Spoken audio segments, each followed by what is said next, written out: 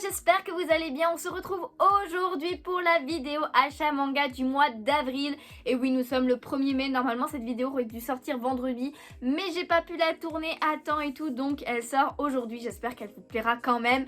Mais vous avez vu que j'en ai acheté quand même pas mal, mais pas autant que les fois précédentes, j'ai l'impression. Aujourd'hui, je vais vous en montrer 24, voilà, 24 tomes que j'ai achetés durant le mois d'avril. Et il faut savoir que déjà, j'ai regardé ce qui sort un petit peu au mois de mai. Il y a minimum 17 tomes que je dois prendre et qui sortent durant le mois d'avril, sachant que j'en prends aussi des mangas qui sont déjà sortis pour compléter d'anciennes collections où je ne suis pas à jour. Donc je sens que le mois prochain, je vais essayer de pas trop en acheter, mais on verra bien. En tout cas, pour ce mois-ci, il y a 14 tomes que j'ai achetés et qui sont sortis durant le mois d'avril. Et après, le reste, ce sont des mangas que j'ai achetés mais qui étaient sortis avant, tout simplement. Donc pour compléter des collections, etc. J'ai hâte de vous montrer tout ça parce qu'il y avait quand même pas mal de pépites. J'ai lu pas mal des mangas que j'ai achetés, mais j'ai pas tout lu comme à mon habitude, hein, vous le savez bien. Et en tout cas, comme à chaque fois, on va commencer par ceux qui sont sortis au mois d'avril. Du coup, je vous les fais par ordre de sortie à chaque fois et on commence par le tome 16 de Radiant, qui est une grosse pépite. Et regardez, j'ai même mis un t-shirt Radiant pour le rappel, parce que c'est pas souvent qu'il y a un tome de Radiant qui sort. C'est un manga qui met assez longtemps à sortir entre chaque tome. Très très belle couverture, même si c'est pas un méchant que j'aime plus que ça, mais il a quand même de l'importance dans ce tome, donc je comprends pourquoi c'est lui. Je vous montre l'arrière aussi parce que on a Seth qui est en galère clairement dans ce tome, mais j'adore. On a encore quelques révélations, on comprend les intentions de certains persos, on comprend un petit peu mieux aussi le clan des méchants sorciers entre guillemets. En tout cas, c'est vraiment une pépite ce manga. Je le rappelle, mais j'en avais fait un post sur Instagram, n'hésitez pas à me suivre là-bas. Je parle assez régulièrement quand même de mangas, de choses que je lis, et de temps en temps je fais un petit post voilà, pour donner mon avis sur certains mangas, et je l'ai fait pour Radiant. Et en plus vous êtes au courant des annulations, des retards de vidéos, de live, etc. Donc faut pas hésiter à aller là-bas. En tout cas voilà, je sais pas si vous connaissez, enfin si vous lisez le manga, mais c'est un manga d'un auteur français, c'est un mangaka français. Il existe l'animé, mais Radiant je le recommande par-dessus tout. Ensuite, une pépite qui s'est terminée avec ce dernier tome, c'est 100 jours avant ta mort. Encore une très très belle couverture et un manga qui était magnifique. Magnifique, franchement. Alors, le dessin, on peut dire qu'il est un petit peu particulier quand même à certains moments, mais j'adore, c'est tellement bien fait, c'est tellement profond en fait, il se passe évidemment énormément de choses.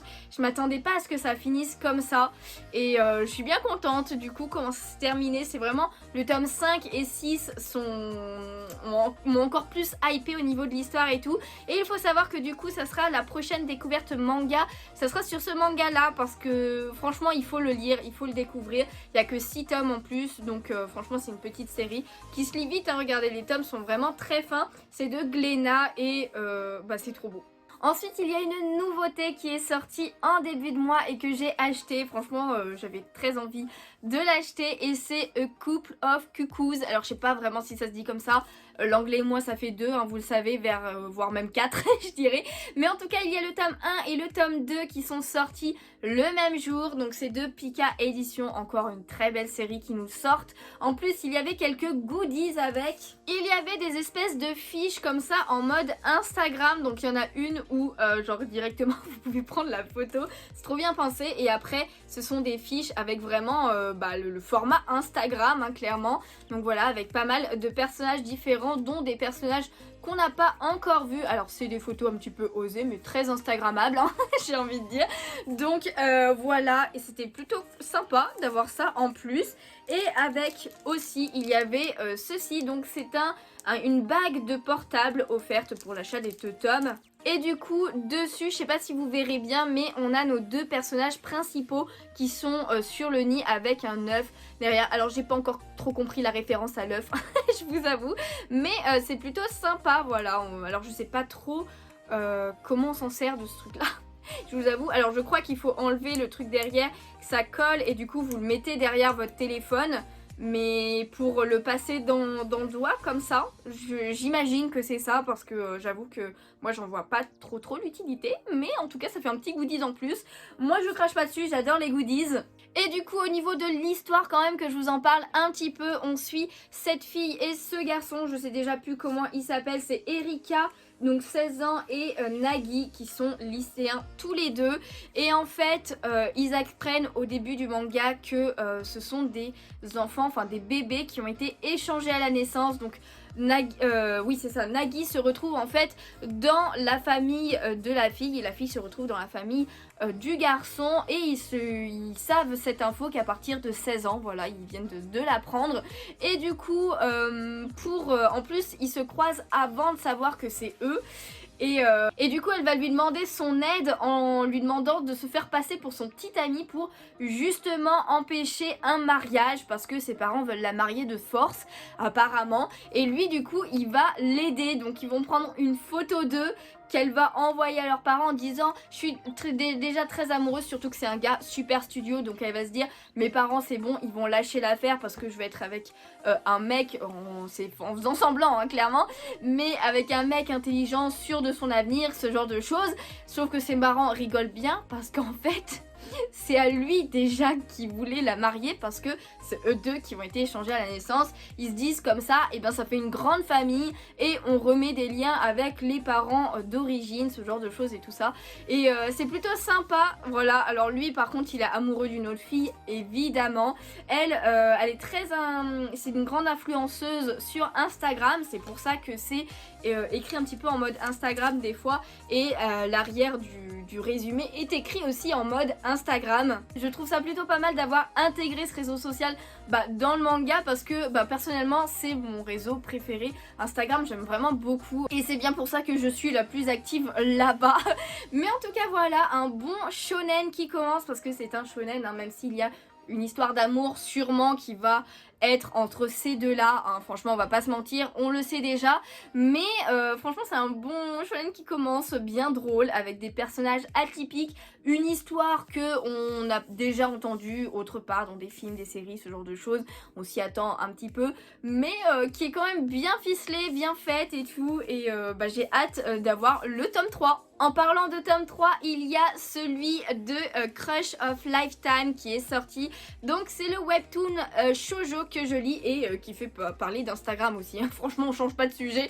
Pareil, c'est une fille qui est très connue sur les réseaux sociaux, surtout sur Instagram. Et du coup on va suivre un petit peu sa vie amoureuse. Donc comme c'est un webtoon, c'est tout en couleur. Et franchement j'ai adoré, je l'ai lu. Pour l'instant j'ai lu tous les tomes que je vous ai montrés. Voilà, et j'adore la couverture et j'adore la couleur qu'ils ont utilisée sur le côté. Franchement j'adore cette couleur, c'est un vert bleu, ouais, un bleu vert que j'aime beaucoup. Donc hâte de lire le tome 4 qui je crois va être le dernier tome. Je suis pas sûre de cette info, mais il me semble que c'est une petite série qui est déjà terminée au niveau des chapitres. Un shonen qui s'est terminé aussi ce mois-ci, très connu, c'est The Quintessential Quintuplets, qui s'est terminé avec le tome 14, et du coup on voit toutes les sœurs en mode robe de mariée. Franchement j'adore la couverture, elle est vraiment très belle. Je vous montre l'arrière mais il n'y a rien de bien passionnant derrière.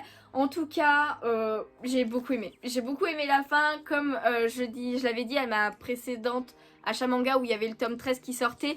Et bien j'étais très contente de la fille qui a été choisie. Alors je vous dirai pas évidemment, je veux quand même pas vous spoiler, mais et là du coup ça continue là-dessus, parce que on a vraiment les explications, on a la suite un petit peu aussi, genre comment sont les personnages plus tard, etc.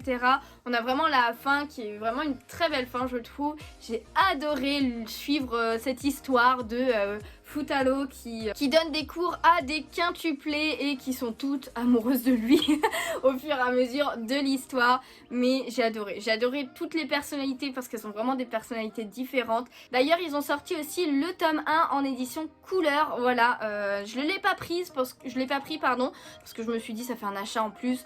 Non, j'en ai pas besoin. J'en ai pas besoin, mais en tout cas, sachez que si vous n'avez pas commencé la série, il existe un coffret avec les 3 premiers tomes. Et il existe aussi du coup le premier tome en couleur, donc n'hésitez pas. On continue avec les magnifiques couvertures avec le tome 8 de Les Carnets de l'apothicaire, mais elle est sublime, hein. Je crois que c'est ma couverture préférée. Je suis pas sûre parce qu'il y en a qui sont vraiment très très belles, mais celle-ci est magnifique. Voilà, je vous montre l'arrière comme ceci avec le père de Mao Mao. Et j'ai beaucoup aimé ce tome parce qu'on en apprend beaucoup plus sur sa mère justement à Mao Mao, qui était vraiment une grosse énigme, on n'en parlait presque pas.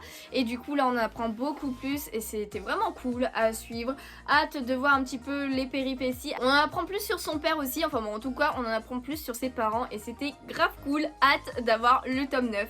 Ensuite, un incontournable qui est sorti ce mois-ci, c'est My Hero Academia pour le tome 32. Il y a encore eu un tome collector que j'ai pris, voilà, un coffret collector que j'ai pris, comme vous pouvez le voir. Alors j'adore la couverture, j'ai lu le tome et j'adore ce perso aussi, c'est un perso qu'on n'avait encore jamais vu, hein. Franchement il est arrivé dans ce tome-ci. Je vous montre quand même les côtés aussi, on a Toga ici et après on a le résumé derrière. Et du coup à l'intérieur du coffret, on a le tome avec la couverture qui est comme ceci. Donc ils n'ont pas fait de couverture réversible, ce que je trouve un petit peu dommage, parce que d'habitude ils font toujours une couverture réversible pour les tomes collector. Donc quand on le regarde sans le coffret, il a rien de collector le tome.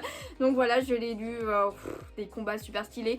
Izuku a changé, a changé clairement. J'ai adoré ce tome, voir comment il avait changé et tout, suite à tous les événements qui se sont passés juste avant. Ça se précipite, hein, la fin, franchement, on le sent qu'on arrive vers la fin de My Hero Academia. Je pense pas qu'on ira jusqu'à 40 tomes, je pense que ça s'arrêtera avant.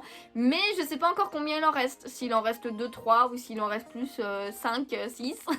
Je ne sais pas trop, mais en tout cas, hâte de lire la suite. Je vous montre l'arrière aussi parce qu'on retrouve le personnage avec la même illustration mais en plus petit. Et du coup avec, nous avions ceci qui est un chapitre, je crois, si je dis pas de bêtises, un chapitre de Heroes Rising, pardon. C'était au niveau du film, je crois, il y a un film qui est sorti sur ça et c'est le volume R, ils appellent ça, donc du coup il y a juste un chapitre, hein, voilà. Alors je l'ai pas lu, je vous avoue, je l'ai pas lu, faudrait que je le lise, mais on a quand même quelques belles illustrations à la fin qui sont grave stylées. Voilà, je vous les montre un petit peu parce que bah c'est fait pour, mais genre trop stylé, je suis vraiment très très fan. Et la dernière là, oh my god qu'elle est stylée. J'adore, je sais plus si, ah si il en reste une dernière aussi avec All Might, mais je vous avoue que là pour l'un coup je préfère celle-ci, elle est quand même grave stylée. Donc voilà, et avec par contre un truc très très stylé je trouve, c'est qu'ils ont mis un petit carnet My Hero Academia, voilà, avec une jolie illustration qui, si on fait comme ça, bah voilà, c'est une illustration entière. J'aime beaucoup, en mode méca un petit peu, c'est plutôt stylé, j'aime bien.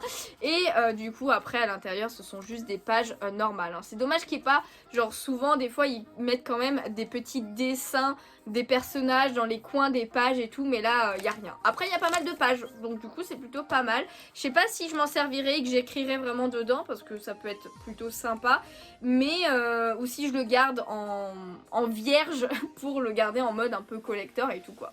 On continue avec le tome 9 de Règne d'Égypte qui est le dernier tome de la série. Donc ça y est, elle est terminée.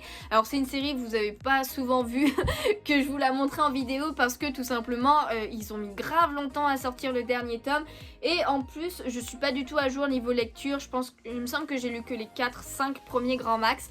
Donc voilà, mais comme elle est terminée, eh bien je vais pouvoir la relire du début jusqu'à la fin d'une traite. Ça c'est ce que j'aime faire en fait quand les séries sont terminées. On a aussi le tome 7 de Mission Yozakura Family qui est sorti ce mois-ci, que j'ai lu il y a à peine 2-3 jours, je vous avoue, parce que comme j'étais covidée pendant une semaine, j'ai pas pu acheter de manga ni me déplacer ni quoi que ce soit, donc c'est pour ça que la vidéo manga sort un petit peu plus tard aussi. Et du coup forcément lui je l'ai acheté durant la semaine là et je l'ai lu, c'est le premier que j'ai lu parmi tous ceux que j'avais acheté parce que j'adore ce manga, il me fait trop rire. J'en ai fait une vidéo découverte manga déjà de celui-ci, donc n'hésitez pas à aller voir, je vous mettrai le i si j'y pense en barre d'infos en haut. Mais très belle couverture et j'avais pas compris en fait le personnage, je pensais que c'était Mutsumi, mais pas du tout, c'est pas elle. C'est pas elle, mais elle lui ressemble beaucoup. En tout cas, grave, beau combat et tout. Il y a encore Taiyo qui nous fait des miracles, j'ai envie de dire. On apprend encore sur les origines de la famille Yozakura, sur d'autres espions, etc., etc. On avance un petit peu dans l'intrigue et c'est grave cool. À partir de là, c'est des mangas que je n'ai pas lus ou encore pas fini en tout cas. Et à part le Reine d'Égypte, j'avais déjà tout lu. Mais on continue avec les sorties du mois d'avril avec le tome 19 de Eden's Zero. Je trouve que c'est une couverture très simple pour une fois au niveau de l'illustration. Voilà, on a les 4 étoiles. Les 4 anciennes en plus parce que elle c'est l'ancienne étoile. Donc je suis à jour au niveau de la série mais j'ai pas encore lu le tome parce que je viens à peine de la voir. Mais voilà, hâte de lire, je pense que Eden's Zero vous connaissez. On passe à un petit shoujo qui est Le Jeu de la Mort, le tome 7 qui est sorti. Encore une très très belle couverture avec nos 2 personnages principaux et avec un des autres personnages juste derrière. Donc évidemment je ne l'ai pas encore lu mais je suis à jour niveau de la série donc je pense que je le lirai rapidement. Voilà, un shoujo que potentiellement je vous en parlerai aussi dans une découverte manga. Il y en a plein que je vais vous faire parce qu'il y en a plein qui sont pas si connus que ça en termes de manga, mais ça prend du temps de les faire et tout et les journées passent beaucoup trop vite, les semaines aussi pour que je vous sorte tout ce que j'ai envie de vous sortir. Mais voilà, faut être un peu patient. On continue avec Mashle, le tome 8. Je pense que vous connaissez ce manga. Par contre, il est devenu quand même bien rapidement connu. Et celui-ci, je suis en train de le lire d'ailleurs. J'en suis à la moitié à peu près. Donc voilà, lecture en cours. Très drôle, hein, comme à chaque fois. Après, je vous avoue que quand même, je préfère Mission Yozakura Family à Mashle. Parce que même si c'est drôle, c'est... Enfin, je sais pas. Je trouve que c'est plus poussé, c'est plus intéressant dans Mission Yozakura. Et il y a autant d'humour, j'ai envie de dire. En plus, je préfère quand même les dessins de Mission Yozakura parce que ceux-là, ils sont vraiment très bateaux, très basiques et quand même, c'est vraiment juste pour faire rire. Donc du coup voilà, je mets un peu plus de temps à le lire mais je le lis et c'est quand même plutôt sympa. Et enfin le dernier tome qui est sorti au mois d'avril et que j'ai acheté, c'est celui-ci, Rent a Girlfriend, le tome 6. Il est sorti il y a 2 jours je crois, donc franchement il est très récent et je ne l'ai pas encore lu. Donc c'est avec une nouvelle fille en couverture, encore très très belle. Et évidemment comme à chaque fois, eh bien ils mettent une petite carte pour ce manga qui est comme ceci. Voilà, et du coup on a la carte de la fille qui s'appelle Sumi Sakurasawa. Alors par contre il me semblait qu'il y avait un texte. Ah si, il y a un texte, en fait c'est 3 petits points.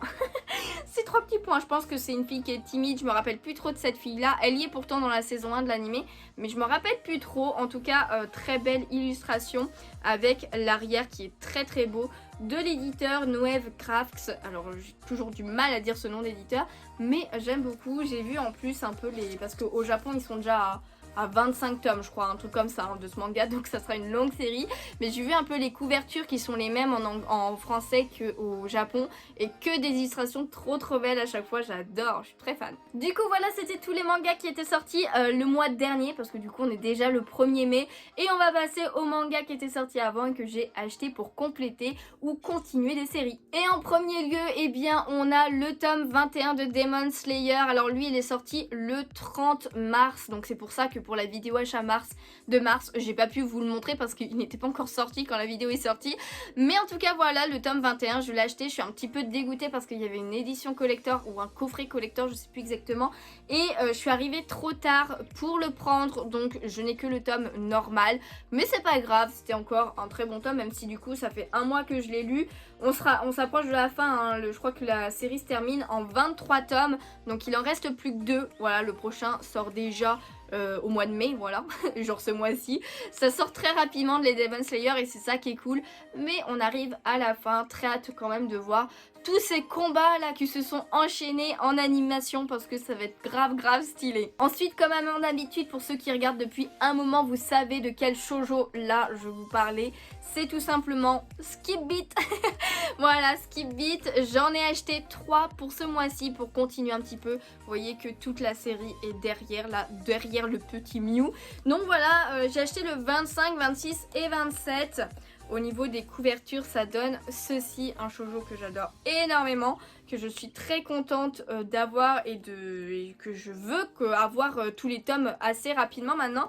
En vrai, vu que j'en achète minimum 2 voire 3-4 par mois de ce manga, je pense qu'à la fin de l'année, eh bien, j'aurai rattrapé, sachant qu'il y a 42 ou 43 tomes en cours. D'ailleurs, il y en a un tome qui sort au mois de mai aussi, mais je le prendrai tête d'ailleurs, comme ça j'aurai déjà le dernier tome. Enfin bon, ça en sera un que j'aurais pas acheté, j'ai envie de dire, mais je pourrais pas le lire de suite. En tout cas, évidemment, ces trois là, je les ai lus et j'ai adoré.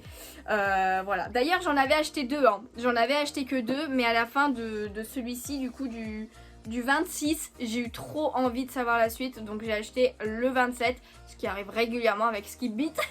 Donc du coup voilà, alors par contre mon 26 il a un problème, hein, parce que regardez, les pages là sont bien blanches, quand on monte au-dessus elles deviennent jaunes. Je sais pas pourquoi. C'est un petit peu dommage. C'est un petit peu dommage les mangas qui vieillissent comme ça. Mais bon, c'est pas grave. Voilà, très très hâte de savoir la suite de ce shoujo. Il me reste plus que 6 tomes à vous montrer et 3 séries différentes. Ces 3 séries que je ne vous ai pas encore montrées dans mes achats manga. Et on commence tout simplement par Letterby, le tome 8 et le tome 9. Voilà, c'est une série que j'ai depuis longtemps, qui est terminée depuis longtemps et qui se termine en 20 tomes d'ailleurs. Et je me suis dit à un moment donné, faut vraiment que j'achète la suite parce que j'ai peur qu'il ne soit plus édité à un moment donné et que je puisse jamais avoir la suite. Donc je me suis dit, il faut vraiment que je prenne la suite.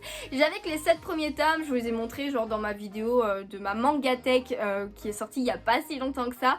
Et du coup voilà, je commence à acheter la suite, ça serait bien que j'en achète 1 voire 2 tomes par mois à chaque fois et comme ça à la fin de l'année logiquement j'aurai aussi fini cette série, ce qui serait plutôt pas mal. Alors je vous avoue que je me rappelle plus trop de l'histoire parce que je veux pas les relire de suite forcément, mais c'est une histoire de facteur entre guillemets. C'est ce petit garçon qui va parcourir le monde, il me semble, pour délivrer du courrier, sauf que c'est un monde dangereux où il y a des monstres, un petit peu ce genre de choses, et du coup il va se faire aider par une fille qui a un peu une arme, voilà.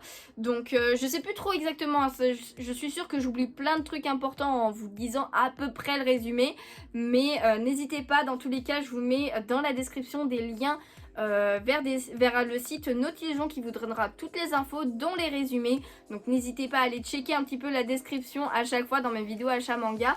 Mais voilà, le tome 8 et le tome 9 avec de très belles couvertures. Pour les 2 prochains tomes, il s'agit de Somalie et l'esprit de la forêt, avec le tome 5 et le tome 6 qui sont sortis depuis un moment déjà. La série est abandonnée, le dernier tome sorti et le tome 6, je me suis dit il me manque que 2 tomes pour être à jour au niveau de la série, donc je les ai pris. Même si elle est abandonnée, je sais pas s'ils reprendront, je ne sais pas, je ne sais même pas pourquoi elle est abandonnée en fait, je vous avoue. Mais je me suis pas renseignée là-dessus, mais je me suis dit au moins comme ça je les ai et ce serait bien que je lise un petit peu la suite parce que c'était quand même grave cool. Et pour info du coup c'est lui là qui est un gardien de la forêt qui va trouver une petite fille humaine, sachant que c'est un monde où il n'y a plus d'humains en fait, les humains sont un peu mal vus etc, donc il va la cacher et il va essayer de la ramener à ses parents avant que lui ne meure, je crois, parce qu'il lui reste plus tant de temps que ça à vivre. Et il faut savoir que les dessins, alors déjà je vous montre l'arrière aussi des couvertures qui sont quand même assez stylés, ça change un petit peu et les dessins sont très très détaillés. Voilà, je peux vous montrer un petit peu comme ceci. Ça fait, il y a beaucoup de, oh là là, regardez-moi ça, regardez-moi ça. Voilà, il y a beaucoup de détails à chaque fois et des très très belles images, des très beaux dessins de paysages et beaucoup de détails comme je vous disais, avec des personnages voilà qui sont plus du style animal que humain. Voilà, donc hâte un petit peu, faudrait que je relise du début pour me rappeler un petit peu de l'histoire et tout, et puis pour lire les 6 tomes d'une traite. Mais voilà, Somalie et l'esprit de la forêt. Et les 2 derniers tomes, c'est une nouvelle série que j'ai achetée et il s'agit de Nina au royaume des étoiles avec le tome 1 et le tome 2. Alors sachant que le tome 2 est sorti finalement au mois d'avril aussi, hein, et j'ai craqué, je sais pas si vous vous rappeliez pour ceux qui étaient là lors du live où on regardait toutes les sorties manga du mois d'avril, eh bien on en avait parlé de Nina au royaume d'argent, enfin au royaume des étoiles, du royaume aux étoiles. J'ai du mal avec le titre. Hein. On en avait parlé comme quoi il avait l'air grave intéressant et tout, et j'ai craqué, je l'ai pris, je l'ai lu. Voilà, j'ai déjà lu les 2 tomes. Généralement quand je prends une nouvelle série, je la lis direct, même si j'étais déjà en train de lire un autre tome. Je fais une pause dans le tome où j'en suis et je lis la nouvelle série. Et franchement c'est plutôt pas mal du tout, j'aime beaucoup. En tout cas pour l'histoire, on suit cette fille en fait, Nina, qui est une fille qui vit dans les bidonvilles, un peu très pauvre, qui vole un petit peu sa nourriture pour pouvoir manger et survivre. Et elle fait ça avec 2 garçons, donc qui sont frères, ces deux-là. Elle est pas leur sœur, mais ils sont tous les 3 ensemble parce qu'ils ont plus leurs parents. Et au début du manga, eh bien il y a le petit frère qui tombe malade et malheureusement ils ne peuvent pas le soigner parce qu'ils n'ont pas d'argent pour payer un médecin, etc., etc. Et du coup le petit garçon meurt et Nina a un truc particulier, c'est qu'elle a des yeux extrêmement bleus, d'un bleu très rare en fait, et généralement elle se cache un peu tout le temps les yeux en fait, tout simplement pour éviter de se faire vendre parce que c'est très recherché. Et le garçon, donc le grand frère qui a perdu son petit frère, décide de la vendre en fait. Il parle d'elle à des gardes ou quoi que ce soit, et du coup elle se fait enlever, mais pas pour devenir esclave ou quoi que ce soit. C'est lui en fait qui l'enlève, et lui c'est le prince du pays qui l'enlève pour lui demander de se faire passer pour la princesse. Et oui, la princesse a eu un accident et est morte malheureusement. C'est une princesse un peu particulière parce qu'elle devait être prêtresse, je vais y arriver, et du coup personne au palais ne l'a jamais vue. Il y a vraiment très peu de personnes qui connaissent le visage de la princesse, etc., parce qu'elle a grandi à l'écart. Et du coup le seul point important, c'est qu'elle avait les mêmes yeux que Nina, donc c'est pour ça qu'ils vont utiliser Nina pour la faire passer pour la princesse, parce qu'elle doit rencontrer son père, le roi, etc., et vivre quelque temps au palais royal, etc. Donc du coup elle qui est une enfant de la rue, qui a toujours été très pauvre et tout, elle va se retrouver embarquée là-dedans, et elle va devoir apprendre à devenir une princesse, les manières d'une princesse, la façon de parler d'une princesse, etc., etc. Au début évidemment elle va pas l'aimer du tout, mais finalement au fur et à mesure, voilà, elle va un peu l'aimer, voire un peu beaucoup l'aimer, etc. Donc voilà, il se passe quelques trucs quand même, il y a des complots, ce genre de choses et tout, parce que c'est au niveau de la royauté et tout. Donc c'est bien intéressant, et j'ai hâte de savoir la suite, parce que il se passe quand même pas mal de choses. Et j'aime beaucoup les dessins aussi, les couvertures sont très belles. Du coup voilà, c'est la fin de cette vidéo achat manga, j'espère qu'elle vous a plu. N'hésitez pas à me dire en commentaire, comme à chaque fois, quels ont été vos achats manga à vous dans les commentaires, voilà, histoire qu'on papote un petit peu. N'hésitez pas à me dire si vous voulez plus d'infos sur certains tomes, il y a la description, mais vous pouvez aussi très bien me poser des questions, il n'y a pas de souci. Et du coup si cette vidéo vous a plu, n'hésitez pas aussi à laisser un petit pouce bleu, ça me ferait super plaisir, à vous abonner si ce n'est pas déjà fait, et on se retrouve bientôt pour une prochaine vidéo manga, une prochaine vidéo autre, ou un prochain live sur Twitch. N'hésitez pas à me venir là-bas, on parle quand même assez régulièrement de manga, voilà, et puis des fois je montre en avant-première comme sur Insta quelques achats manga que j'ai fait. Donc sur ce, et bien moi tout simplement je vous fais de gros bisous et je vous dis à bientôt, ciao ciao.